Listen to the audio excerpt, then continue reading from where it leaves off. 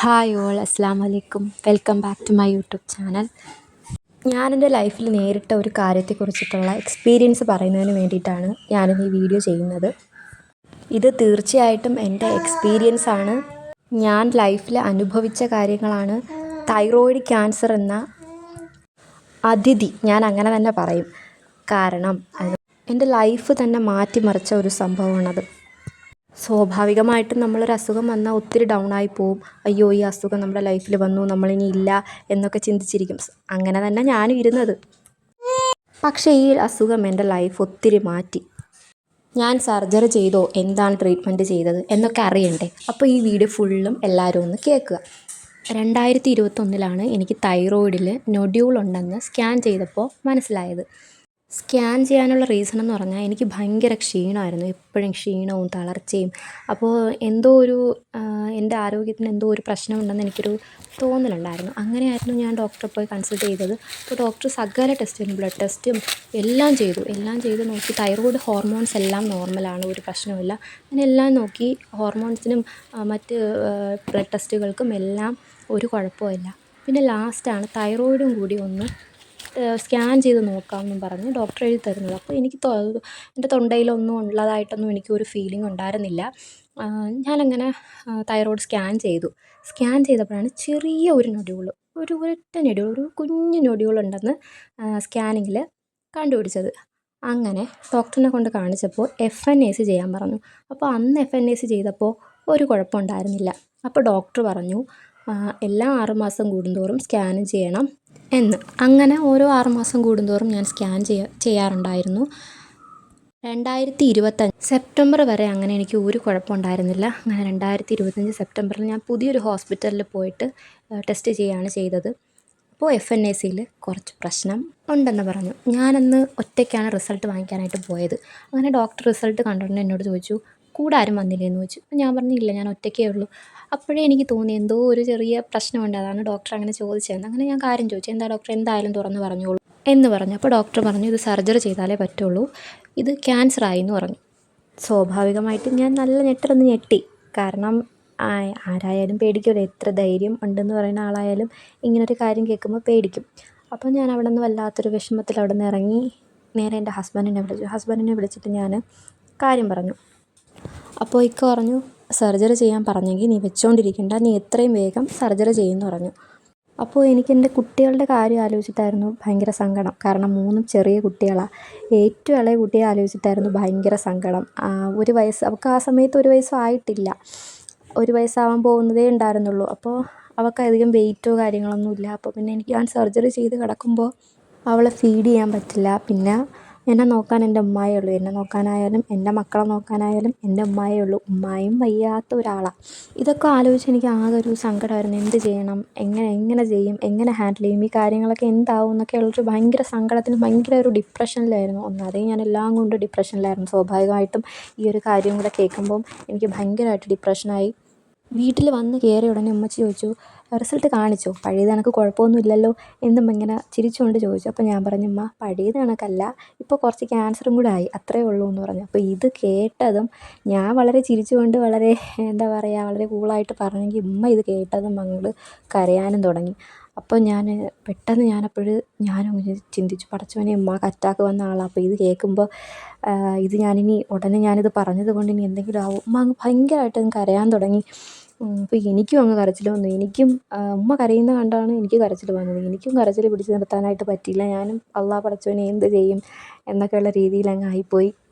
അങ്ങനെ പിന്നെ എന്തായാലും ഉമ്മയെ സമാധാനിപ്പിച്ച് ഞാൻ നിർത്തി. ഞാൻ പറഞ്ഞു, ഉമ്മ, ഇത് വലിയ കുഴപ്പമൊന്നുമില്ല, നമുക്കത് സർജറി ചെയ്ത് കളയുമ്പോൾ എല്ലാം തീരാമെന്നുള്ളതേ ഉള്ളൂ, വേറെ പ്രശ്നമൊന്നുമില്ല എന്നൊക്കെ പറഞ്ഞ് ഞാൻ എങ്ങനെയൊക്കെയോ ഉമ്മയെ ഒന്ന് സമാധാനിപ്പിച്ചു. അടുത്ത ദിവസം ഉമ്മയും കൂടെ എൻ്റെ കൂടെ ഹോസ്പിറ്റലിൽ വരുന്നെന്ന് പറഞ്ഞു. അങ്ങനെ ഞാൻ എൻ്റെ മക്കളെയും കൊണ്ട് ഹോസ്പിറ്റലിൽ പോയി ഡോക്ടറെ കാണാനായിട്ട് പോയി. അങ്ങനെ ഡോക്ടർ എന്നെ കണ്ടപ്പോഴത്തേനും എൻ്റെ അവസ്ഥ ഏറെക്കുറെയൊക്കെ ഡോക്ടറിനും പിടികിട്ടി. ഡോക്ടറിനും മനസ്സിലായി. അങ്ങനെ എൻ്റെ ഉമ്മായും പറഞ്ഞു, ഈ സർജറി ഇല്ലാതെ വേറെ എന്തെങ്കിലും ഓപ്ഷൻ ഉണ്ടോ, എന്തെങ്കിലും ചെയ്യാൻ പറ്റുമെങ്കിൽ എൻ്റെ മോളെ അങ്ങനെ രക്ഷിച്ചെടുത്തൂടെ എന്നൊക്കെ എൻ്റെ ഉമ്മ ഇങ്ങനെ കരഞ്ഞ് ഡോക്ടറിനോട് പറഞ്ഞു. അപ്പോൾ ഡോക്ടർ പറഞ്ഞു, ഈ കീറി സർജറി അല്ലാണ്ട് കീ ഹോൾ സർജറി അങ്ങനൊരു ഓപ്ഷനും കൂടെ ഉണ്ട്. നിങ്ങൾക്ക് പറ്റുമെങ്കിൽ നിങ്ങൾക്ക് കീ ഹോളും ഓപ്റ്റ് ചെയ്യാം. അതാകുമ്പം ഈ കീറി, അതായത് കഴുത്ത് കീറി തൈറോയ്ഡ് ഗ്ലാൻഡ് എടുത്ത് കളയുന്ന പോലെ അത്ര പാടില്ല കീ ഹോൾ സർജറി. അത് നമ്മുടെ ആംബിറ്റിലൂടെ വയറ് കാര്യങ്ങൾ അവരുടെ എക്യുപ്മെൻറ്റ്സൊക്കെ കയറ്റിയിട്ട് ചെയ്യുന്ന ഒരു സർജറിയാണ് കീ ഹോൾ സർജറി. അപ്പോൾ അത് നിങ്ങൾക്ക് പറ്റുമെങ്കിൽ നിങ്ങളത് ചെയ്യുന്നതായിരിക്കും നല്ലതെന്ന് ഡോക്ടർ സജസ്റ്റ് ചെയ്തു. പക്ഷേ അത് ചെയ്യുന്നത് ENT ഡിപ്പാർട്ട്മെൻ്റ് അല്ല, ഓങ്കോളജി ഡിപ്പാർട്ട്മെൻറ്റാണെന്ന് പറഞ്ഞു. അങ്ങനെ ഞങ്ങൾ ഓങ്കോളജി ഡിപ്പാർട്ട്മെൻറ്റിൽ കൺസൾട്ട് ചെയ്യാനായിട്ട് പോയി. അങ്ങനെ അവിടെ ചെന്ന് അവിടെയും ഒരു 4 തവണ ഡോക്ടറിനെ കണ്ടതിന് ശേഷമാണ് ഒരുപാട് ബ്ലഡ് ടെസ്റ്റുകൾക്കും പിന്നെ 4 ഫിറ്റ്നസ് സർട്ടിഫിക്കറ്റും കൂടി വാങ്ങണമെന്ന് പറഞ്ഞു. ബ്ലഡ് ടെസ്റ്റ് തന്നെ ഏകദേശം ഒരു 6000 രൂപ അടുപ്പിച്ചായി. സകല ബ്ലഡ് ടെസ്റ്റും കാര്യങ്ങളും എല്ലാം ചെയ്തു. പിന്നീട് 4 ഡോക്ടേഴ്സിൻ്റെ ഫിറ്റ്നസ് സർട്ടിഫിക്കറ്റ് വേണമെന്ന് പറഞ്ഞു. ENT, pulmonary, cardiology, last anaesthesia, അങ്ങനെ 4 പേരുടെ ഫിറ്റ്നസ് സർട്ടിഫിക്കറ്റ് വേണമെന്ന് പറഞ്ഞു. അങ്ങനെ ഞാൻ ഇതിനെല്ലാം ഫിറ്റ്നസ് സർട്ടിഫിക്കറ്റിനായാലും ബ്ലഡ് ടെസ്റ്റിനായാലും എല്ലാം അതിനുശേഷം ബാക്കി എല്ലാം ഞാൻ ഒറ്റയ്ക്കാണ് ഹോസ്പിറ്റലിൽ പൊയ്ക്കൊണ്ടിരുന്നത്. ചെറിയ കുട്ടികളൊക്കെ ഉള്ളതുകൊണ്ട് ഉമ്മച്ചീൻ്റെ അടുത്ത് ആക്കിയിട്ടാണ് ഞാൻ ഹോസ്പിറ്റലിൽ പോകണം. അപ്പോൾ എല്ലാത്തിനും ഞാൻ ഒറ്റയ്ക്കാണ് പോകുന്നത്. അപ്പോൾ അതിൻ്റേതായിട്ടുള്ളൊരു എന്താ പറയുക, ടെൻഷനും കാര്യങ്ങളും ഒരു വിഷമവും ബുദ്ധിമുട്ടും ഒക്കെ ഉണ്ടായിരുന്നു. ബ്ലഡ് ടെസ്റ്റ് എല്ലാം കിട്ടി, അതിലെല്ലാം നോർമലാണ്. പിന്നെ എനിക്ക് പൾമണറിയിൽ ചെന്നപ്പോഴാണ് എല്ലാം കൊണ്ടും പ്രശ്നമായത്. കാർഡിയോളജിയിൽ ചെന്നപ്പോഴും അവർ പറഞ്ഞു ചെറിയൊരു പ്രശ്നമുണ്ട്, പക്ഷേ അത് ഓപ്പറേഷൻ ചെയ്യുന്നതിന് വലിയ പ്രശ്നമൊന്നുമില്ല, അതിപ്പോൾ വലിയ പ്രശ്നമില്ല എന്നൊക്കെ പറഞ്ഞു ചെറുതായിട്ടൊന്ന് പേടിപ്പിച്ചു. പൾമണറി ചെന്നപ്പോൾ എനിക്ക് ഹാർട്ടിൽ അവർ എക്സ്റേ എടുത്ത് നോക്കിയപ്പോൾ ഹാർട്ടിൽ മൊത്തത്തിൽ എന്തോ ഒരു പുകയണക്കോ എന്തോ കഫം കെട്ടി കിടക്കുന്നതോ അങ്ങനെ എങ്ങനെയെന്നൊക്കെ എന്തൊക്കെയോ.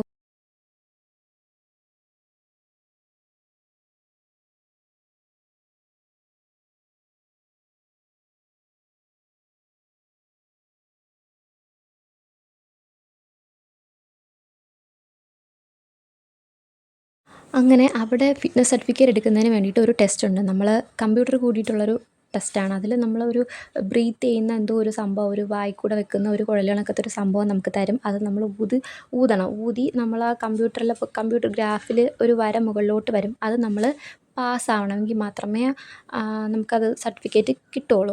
പക്ഷേ ഞാനത് ഫെയിലായിപ്പോയി. എന്നെക്കൊണ്ടത് ചെയ്യാൻ പറ്റിയില്ല. അപ്പോൾ അവിടെ ഇരുന്ന് നഴ്സ് പറഞ്ഞു, ഇത് കിട്ടിയില്ലെങ്കിൽ നിങ്ങൾക്ക് ഓപ്പറേഷൻ ചെയ്യുന്നത് ബുദ്ധിമുട്ടായിരിക്കും. ഓപ്പറേഷൻ ചെയ്യുന്ന സമയത്ത് നമുക്ക് അനസ്തേഷ്യ തരുമ്പോൾ നമ്മൾ എത്രമാത്രം ഡീപ്പായിട്ട് ഉറങ്ങും, എത്രമാത്രം നേരം നിൽക്കും എന്നൊക്കെ അറിയുന്നതിന് വേണ്ടിയിട്ടാണ് ഈ ടെസ്റ്റ് ചെയ്യുന്നത്. അതുകൊണ്ട് നിങ്ങൾ മാക്സിമം ശ്രമിക്കൂ എന്ന് പറഞ്ഞു. ഞാനെങ്ങനെ മാക്സിമം ശ്രമിക്കാനാണ്? മാക്സിമം ശ്രമിച്ച് എന്നെക്കൊണ്ട് പറ്റുന്നില്ല. ഞാനങ്ങനെ അന്ന് പിന്നെ അവിടെ നിന്ന് ഇറങ്ങി. അടുത്ത ദിവസം വീണ്ടും പൾമണോളജി പോയി അതേ ടെസ്റ്റ് വീണ്ടും ചെയ്തു. എന്നെക്കൊണ്ട് പറ്റുന്നില്ല. അങ്ങനെ ഡോക്ടറോട് പറഞ്ഞപ്പോൾ ഡോക്ടർ ഇൻഹേലർ അടിക്കാനായിട്ട് തന്നു. 2 നേരം ഇൻഹേലർ അടിക്കാൻ തന്നു. കുറച്ച് മരുന്നുകളും കൂടി തന്നു. എന്നിട്ട് ഒരു 2-3 ദിവസം കഴിഞ്ഞിട്ട് വീണ്ടും വരാനായിട്ട് പറഞ്ഞു. അപ്പോൾ ഞാൻ അത് കഴിഞ്ഞിട്ട് 3-ാമത്തെ ദിവസം ചെന്നപ്പോൾ അന്ന് ചെയ്തപ്പോൾ എങ്ങനെയൊക്കെയോ എന്നെക്കൊണ്ട് പറ്റി. അത് ചെയ്തു. പിന്നെ ഞാനിങ്ങനെ ഇൻഹേലർ അടിച്ചുകൊണ്ട് നടന്നു. അപ്പോൾ ഞാനിങ്ങനെ ഡോക്ടറോട് ചോദിച്ചു, ഡോക്ടർ ഇൻഹേലർ എത്ര നാൾ അടിക്കണം? അത് ഓപ്പറേഷൻ കഴിഞ്ഞിട്ട് നിങ്ങളൊരു 2 ആഴ്ച കഴിഞ്ഞിട്ട് വരണം. അതുവരെ നിങ്ങളിത് കണ്ടിന്യൂ ചെയ്യണം. 2 ആഴ്ച കഴിഞ്ഞിട്ട് വരുമ്പോൾ അപ്പോൾ പറയാമെന്ന് പറഞ്ഞു. അപ്പോൾ എനിക്ക് മനസ്സിലായി എന്തായാലും പൾമണോളജിയിൽ എന്നെ എന്തായാലും കിട്ടിക്കഴിഞ്ഞു. ഇനി എനിക്ക് ഇവിടെ നിന്നൊരു ഇറക്കം ചിലപ്പോൾ ഉണ്ടാവുമെന്ന് തോന്നുന്നില്ല എന്ന് ഞാൻ അപ്പോഴേ മനസ്സിൽ വിചാരിച്ചു. അങ്ങനെ ഇൻഹേലറും അടിച്ചടിച്ച് നടന്നു. ENT ചെന്നപ്പോൾ ENTയിലും കുറേ ടെസ്റ്റുകളുണ്ടായിരുന്നു. അതും ചെയ്തു. പിന്നെ ENTയിലെയും കാർഡിയോളജിയിലെയും പൾമണറിയിലെയും റിസൾട്ട് എല്ലാം കൂടെ കൊണ്ടുപോയി അനസ്തേഷ്യയിൽ കൊടുത്തു. അവിടെ നിന്നും പാസ് ചെയ്തു. അങ്ങനെ ഇതെല്ലാം കൂടി അടുത്ത ദിവസം വാങ്ങിച്ച് കൊണ്ടുപോയി ഓങ്കോളജിയിലെ ഡോക്ടറെ കാണിച്ചു. അപ്പോൾ അവർ ഡേറ്റ് ഇട്ട് തരാമെന്ന് പറഞ്ഞു. ഡേറ്റ് ഇടാൻ അടുത്ത ദിവസം വരാൻ പറഞ്ഞു. അങ്ങനെ ഡേറ്റ് ഇടാനായിട്ട് അടുത്ത ദിവസം ചെന്നു. അവർ ഡേറ്റ് ഇട്ട് തന്നു.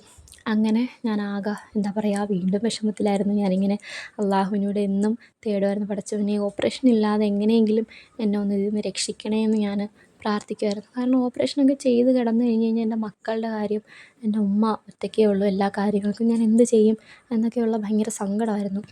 അങ്ങനെ ഞാൻ യൂട്യൂബിൽ വീഡിയോ കണ്ടുകൊണ്ടിരിക്കുന്ന സമയത്താണ് ഒരു നാച്ചുറോപ്പതിയുടെ ഒരു വീഡിയോ കാണുന്നത്. അതായത് ഇതേ പ്രശ്നം ഉള്ള ഒരാളുടെ വീഡിയോ, പിന്നെ മറ്റ് പല രീതിയിൽ ക്യാൻസർ വന്ന ആൾക്കാരുടെ വീഡിയോയും ഞാൻ കാണുന്നത്. അവർ നാച്ചുറോപ്പതിയിൽ പോയി അവർക്ക് വളരെയധികം ക്യൂർ കിട്ടിയ ഒരു വീഡിയോ ഞാൻ കാണുന്നു. അങ്ങനെ ഞാൻ വിചാരിച്ചു എന്തായാലും അതൊന്ന് ട്രൈ ചെയ്താലോ എന്ന് വിചാരിച്ച് ഞാൻ അവരുടെ ആ ഒരു ഗ്രൂപ്പിൽ, ആ ഒരു വീഡിയോയിൽ കണ്ട ഗ്രൂപ്പിൽ ഞാൻ ജോയിൻ ചെയ്യുന്നു. ആ ഗ്രൂപ്പിൽ ഞാൻ എൻ്റെ കാര്യം പറയുന്നു. എനിക്കിങ്ങനെയാണ്, ഇന്ന പ്രശ്നങ്ങളാണ്, ഇന്നതാണെന്ന് പറയുന്നു. അത് ഞാൻ ആ ഒരു കമൻറ്റ് ഇട്ട ഉടനെ തന്നെ എന്നെ ഒത്തിരി പേര് വാട്സപ്പിൽ പേഴ്സണലായിട്ട് എനിക്ക് മെസ്സേജ് വന്നു. ഒരുപാട് പേര് എന്നെ വിളിച്ചു. അതിൽ ഞാൻ നേച്ചർ അഡ്വൈസർ എന്ന് പറയുന്ന ആളാണ് എനിക്ക് മാർഗ്ഗനിർദ്ദേശം തന്നത്. സത്യം പറഞ്ഞാൽ ആളെന്നെ കോൺടാക്റ്റ് ചെയ്തിട്ട് പറഞ്ഞു, നിങ്ങൾക്ക് ഈ നേച്ചുറോപ്പതിയിൽ ഒരുപാട് നേച്ചർ ലൈഫ് സെൻറ്റേഴ്സ് കേരളത്തിൽ ഒരുപാടുണ്ട്. അവിടെ പോയി നിങ്ങളെന്തായാലും ഒരു 10 ദിവസം ഒന്ന് കിടന്ന് നോക്കൂ എന്ന് പറഞ്ഞു. അപ്പോൾ ഞാൻ പറഞ്ഞു, ഞാനിതുപോലെ ഡേറ്റൊക്കെ ഇട്ടേക്കാണ്, ഇടാതെ ഡേറ്റ് ഇട്ടിട്ട് നമ്മൾ ഹോസ്പിറ്റലിൽ പോകാതിരുന്നാൽ മോശമല്ലേ എന്നൊക്കെ പറഞ്ഞു. അപ്പോൾ അവർ പറഞ്ഞു, നിങ്ങളുടെ ഹെൽത്താണ്, നിങ്ങളാണത് ചിന്തിക്കേണ്ടത്. ഒരു 10 ദിവസം നിങ്ങളൊന്ന് ഇതിന് വേണ്ടിയിട്ടൊന്ന് ചെയ്ത് നോക്കൂ. ഓപ്പറേഷൻ ചെയ്ത് കഴിഞ്ഞ് കഴിഞ്ഞാൽ ഒരുപാട് കാര്യങ്ങൾ ലൈഫിൽ, നിങ്ങളുടെ തൈറോയ്ഡ് ഗ്ലാൻഡ് പോകുന്നു. ലൈഫിൽ നിങ്ങൾ ഒത്തിരി കാര്യങ്ങൾ, സ്കാനിങ്ങും അത് ഇത് ഒരുപാട് നിങ്ങൾ ചെയ്യേണ്ടി വരും. നിങ്ങളൊന്ന് ഇതൊന്ന് ചെയ്ത് നോക്കൂ. ഓപ്പറേഷൻ ഇല്ലാണ്ട് നിങ്ങൾക്ക് എന്ത് ചെയ്യാൻ പറ്റും എന്നുള്ളൊരു ക്വസ്റ്റ്യനിൽ നിന്നല്ലേ നിങ്ങളിങ്ങനെ എത്തിയതെന്ന് പറഞ്ഞു. അപ്പം സ്വാഭാവികമായിട്ടും ഞാൻ ചിന്തിച്ചു. അങ്ങനെ ഞാൻ എൻ്റെ പിറ്റേ ദിവസം ആ നേച്ചർ ലൈഫിലെ നമ്പർ ഞാനങ്ങനെ ഉറിയാക്കോടുള്ള ജേക്കബ് സാറിൻ്റെ നേച്ചർ ലൈഫിൽ ഞാനവിടെ ചെല്ലുന്നു. എൻ്റെ ലൈഫും എൻ്റെ ചിന്തകളും ഒക്കെ മാറിയത് അവിടെ നിന്നായിരുന്നു. അവിടെ നിന്നൊരു പുതിയ ലൈഫ് തന്നെ കിട്ടിയെന്ന് വേണമെങ്കിൽ പറയാം.